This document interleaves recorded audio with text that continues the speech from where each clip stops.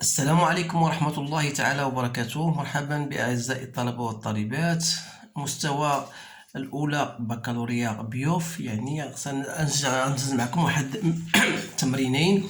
التمرين الأول في مادة الفيزياء والتمرين الثاني في مادة الكيمياء. إذا التمرين الأول ديال الفيزياء هو الآن أمامكم. إذا بخلاصة سأقرأ عليكم هذه الأمور. Donc un esquimau tire un traîneau S de masse 15 kg le long d'un trajet ABC. Deux parties, il y a une partie horizontale et une partie inclinée. Donc le long du trajet AB, l'esquimau applique sur le traîneau une force F, voilà, constante d'intensité F égale par l'intermédiaire d'une corde, etc. Donc cette force F est dans la direction fait un angle avec un angle de bêta, bien sûr, 20 degrés. L'ensemble se déplace à une vitesse constante. Donc, lorsqu'on dit cette phrase-là, une vitesse constante, ça veut dire que le principe d'inertie est bien réalisé. Donc, on peut dire que la somme des travaux est égale à 0. Travaux des forces. Donc, premièrement, quelle est la nature? On vous dit quelle est la nature du mouvement de traîneau. Donc, pour répondre à cette question, voilà, j'écris. Donc, qu'est-ce qu'on a dit? On a dit que la vitesse est constante. Donc, la vitesse est constante, ça veut dire que, et puisque la trajectoire est rectiligne, donc on peut dire que c'est un mouvement rectiligne uniforme. Voilà la réponse de la première question. Donc, 1, 2, on vous dit, calculer le travail de la force F pendant le déplacement AB et préciser sa nature. Donc, lorsque le travail d'une force en général, c'est quoi? Le travail d'une force F, le long du trajet AB, c'est F produit scalaire AB. Et vous remarquez que ça, c'est F, le module de AB, cosinus de l'angle que fait F avec AB, c'est bêta. Donc, il reste à faire des calculs. Donc, 50 fois 20 fois cosinus de 20. Donc, vous trouvez 939,69 joules. 1,3. Calculer la puissance de la force F pendant le déplacement AB. Donc, la puissance d'une force, c'est quoi? C'est son travail divisé par le temps. Ou bien on peut dire, il y a une autre formule, c'est la force scalaire la vitesse. Donc c'est F fois V cosinus de l'angle que fait la force avec la vitesse, c'est bêta. Donc F, c'est 50, que je multiplie par la vitesse, ça fait 2, et cosinus de 20 degrés, je trouve 93,97, bien sûr la puissance en watts. 1,4. Déterminer le travail de R, le travail de la réaction et de la partie AB sur le traîneau au cours de déplacement AB. Donc, puisqu'on a dit que la vitesse est constante, donc il s'agit de travail de R plus le travail de toutes les forces, eh bien la somme algébrique est nulle. Donc, travail de A égale à 0. Comme le travail du poids égale à 0, pourquoi? Parce que le vecteur de la force P est perpendiculaire au trajet AB. Donc, qu'est-ce qu'il reste?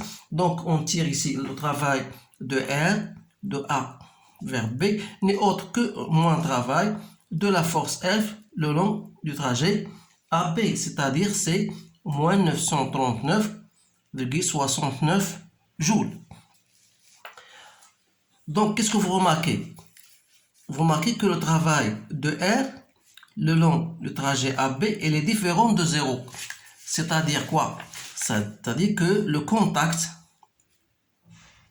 se fait avec frottement. Donc, ce sont des conclusions que vous devez savoir. Ensuite, je passe un cinquième. Déduire la nature de contact. On a bien dit ces contacts. J'ai oublié de vous dire que le travail, voilà. au cours des déplacements. On peut dire même, puisque le travail, comment il est négatif, donc on peut dire que c'est un travail moteur, la nature du travail moteur. Donc on va passer à la deuxième question, donc 2.1. Donner le bilan, donc au point B, l'esquimau élimine la force F. Donc on n'a plus cette force-là. Le traîneau poursuit son mouvement le long de BC sans frottement. Donc donner le bilan des forces. Alors là, le bilan des forces auxquelles il est soumis, il y a son poids, bien sûr, et il y a la réaction du plan incliné. Donc, puisqu'il n'y a pas de frottement, on va répondre à la deuxième question, calculer le travail de chaque force. Donc, il y a le travail de P, le long B vers C, et le travail de R, le long de B vers C. Le travail de poids, c'est mg ZB moins ZC. Et comme ZC égale à 0, donc c'est mg fois h. H, voilà, c'est la hauteur, puis l'altitude H, c'est celle-ci. Qu'on peut le trouver à partir de sinus de alpha. Donc on peut dire c'est mg BC sinus de alpha. Donc c'est bien ça. Donc si on voudrait travailler, on peut faire même le calcul si vous voulez, vous pouvez le faire vous-même. Donc je peux même le faire. Donc c'est mg, c'est quoi? C'est 150 fois 60 fois sinus de 30 degrés. Je trouve 4500 joules. Le travail de R.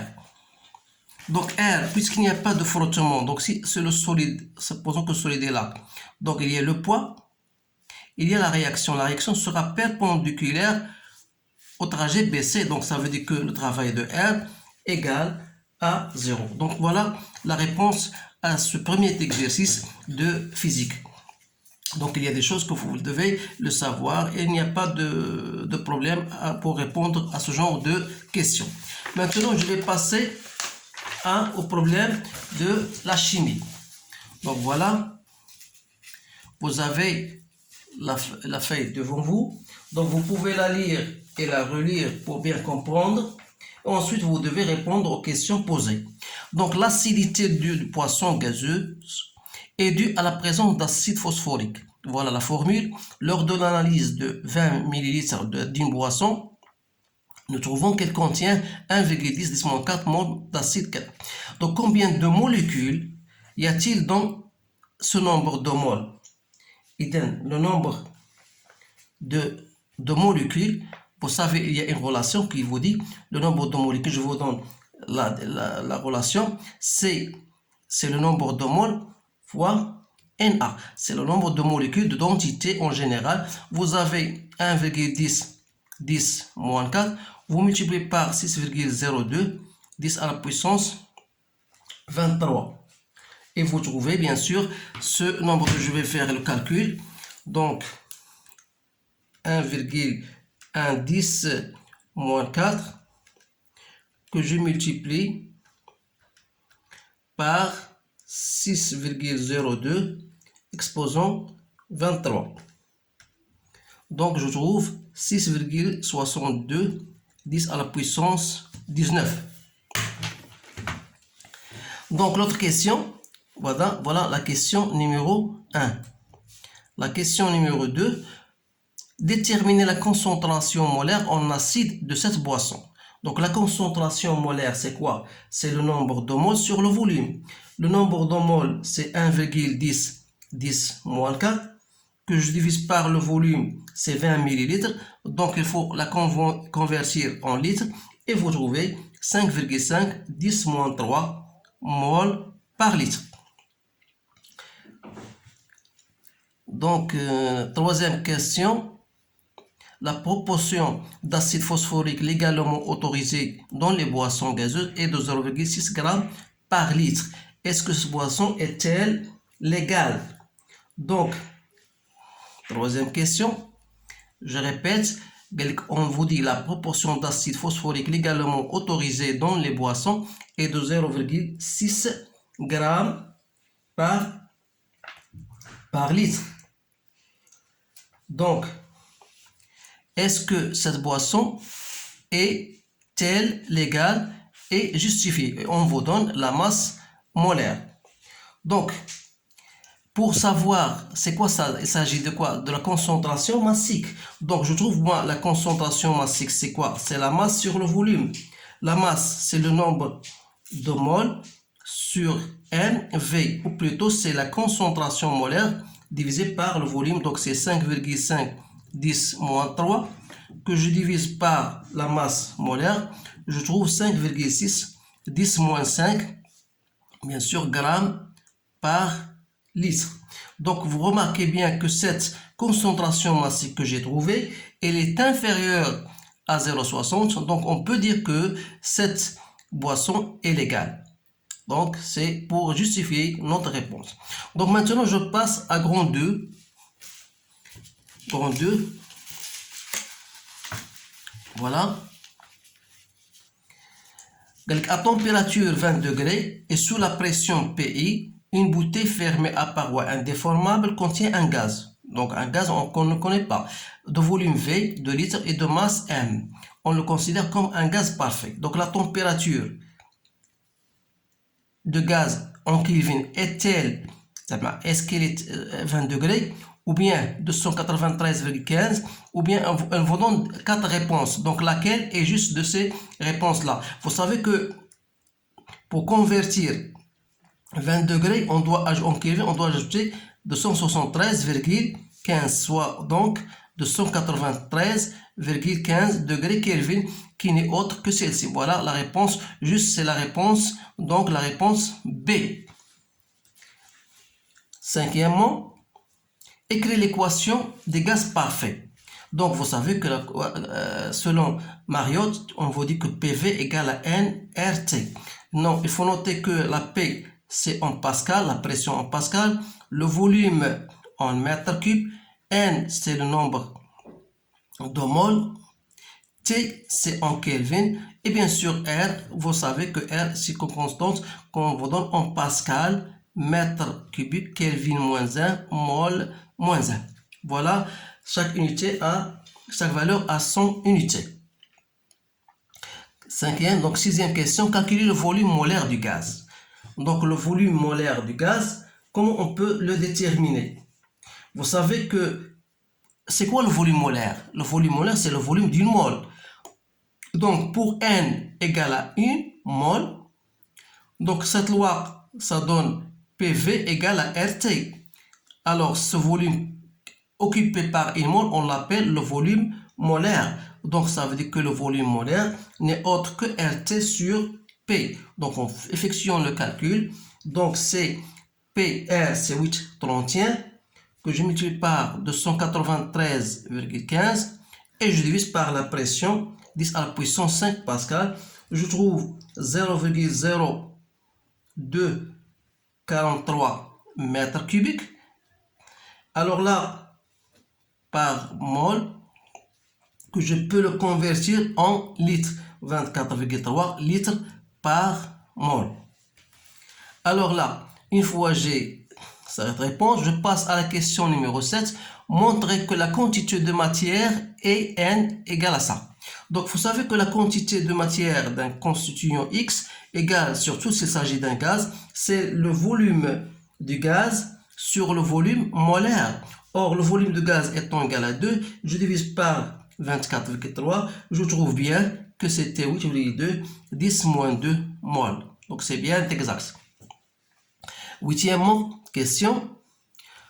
On élève lentement la température X jusqu'à température 60 degrés. Montrez que PI sur PTI égale à P final sur T final.